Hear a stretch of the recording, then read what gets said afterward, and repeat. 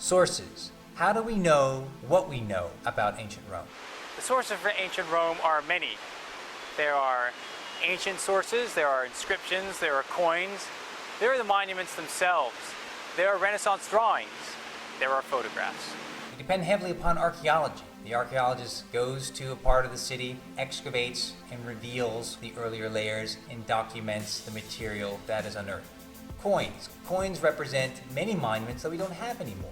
Now we know that there can be some great variety in the depiction, and they're not always trustworthy, but coins still remain very important resources to understanding what certain monuments of Rome look like. Inscriptions. When we think about inscriptions, we think about hundreds of thousands of records from all over the empire. And so many of those inscriptions in stone and even in bronze are found in Rome. You would imagine that the capital would have the most inscriptions of anywhere else in the Roman Empire. In Rome, we're lucky because we have inscriptions oftentimes in the original locations, like here, the Arch of Septimius Severus. Historical sources. We can look at so many authors that are preserved, oftentimes through the transmission of those texts by monks throughout the Middle Ages, and give us a view of what happened in the city, daily life experiences, people joking, laughing, walking through the Forum, like with Horace, and talking about really what life was like in the city. The Regionary Catalogs. These are precious mid-4th century AD documents locating you in each of the 14 regions of the city and delineates what's in each of those regions. Sometimes we have those monuments, sometimes we do not. It also gives you a sense of how many houses and apartment buildings are in each of those regions and many other facts. This is a very important document because it details so many things that are still there, but many things that are not. And we know that it's problematic to understand ultimately some of those details and some of the numbers, but it's still a precious document for understanding what Rome was like in the 4th century AD. Of course, the monuments themselves are a precious document. To have the Pantheon intact from top to bottom, to have so much of the Colosseum or the Basilica of Maxentius. These great, massive monuments are important testaments to the greatness of the engineering and architectural skill of the Romans, and they've continued to inspire people from all parts of the world. The Forma Urbis is an important, precious document of what 3rd century AD Rome looked like.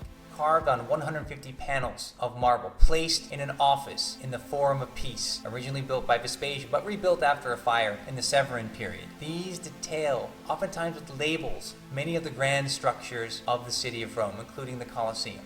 Now, we only have 10% of that massive plan, 50 by 50 feet. But nevertheless, it's important to recognize that this was very accurate on a scale of 1 to 240, which is so impressive because most tourist maps that we carry around with us are on a scale of 1 to 30,000. Drawings. We can look at the drawings of famous artists in the Renaissance times that studied and analyzed and measured many of the monuments, many of which we do not have anymore in the same level of preservation.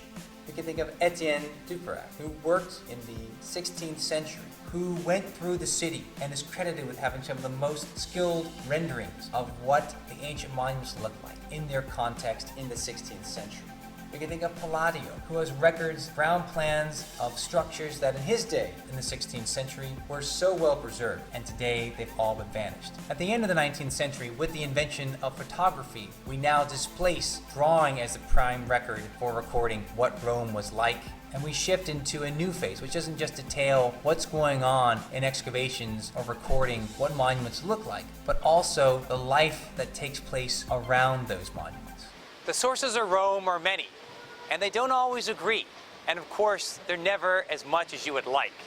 So the correspondence between the literary sources, the archaeological evidence, the various artifacts is a tricky puzzle to put together without ever having all the pieces. And this is the work of the historian, this is the work of the archaeologist, and the work is never complete.